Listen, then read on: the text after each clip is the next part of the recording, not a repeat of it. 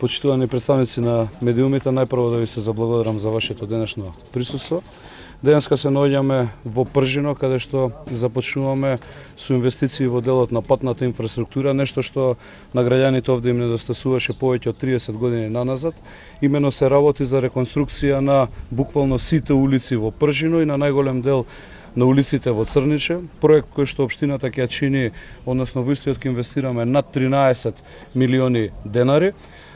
Истиот ќе опфати улици во должина над 6 километри или над 12.000 метри квадратни патна инфраструктура која што ќе ги подобри условите за живот овде на нашите сограѓани. Изминатиот период интензивно како општина во изминативе нецели 6 месеци работиме на подобрување на условите на нашите сограѓани од сите буквално сегменти на живеењето.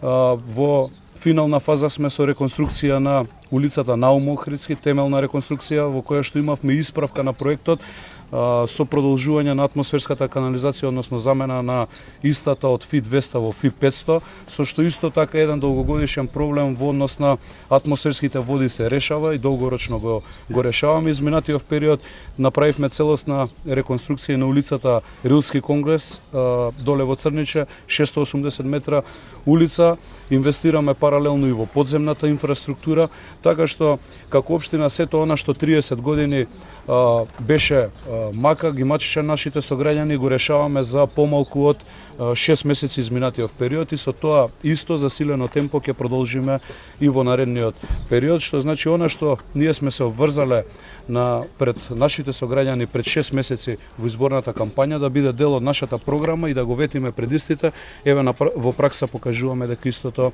и достоинствено како што заслужуваат нашите сограѓани го реализираме, односно ги подобруваме етапно нивните услови за живот. Сакам денеска да изразам огромна благодарност затоа што една од моите најголеми поддршки е господинот и лидер на ВМРО-ДПМН е господинот Христијан Мицкоски, кој што денеска е тука со нас.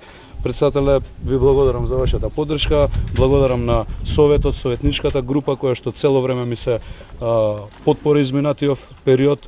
Благодарност до пратеничката затоа што ревносно исто така се бори во собранието да нели имаме заеднички успех не само на локално, туку и на централно ниво, на начин што предлага доста предлози кои што се, односно амандмани кои што се за исто така за подобрување на условите за живот на нашите сограѓани овде во Кисела Вода.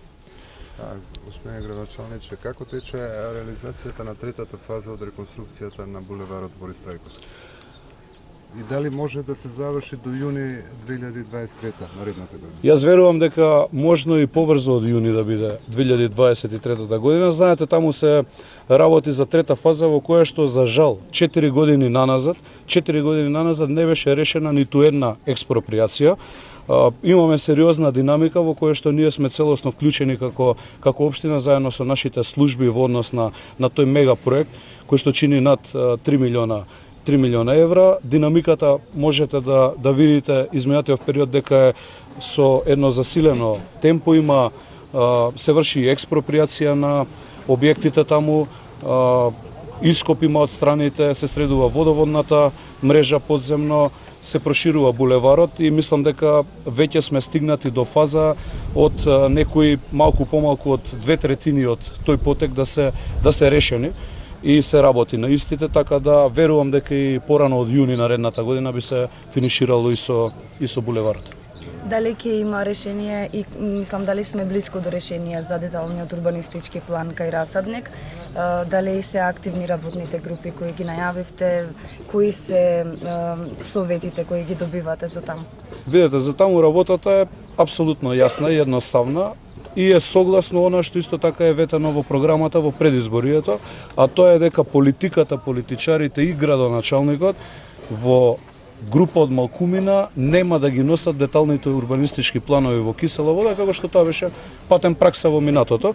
Јас ја оставив работата во рацете на професионалците и на моите сограѓани.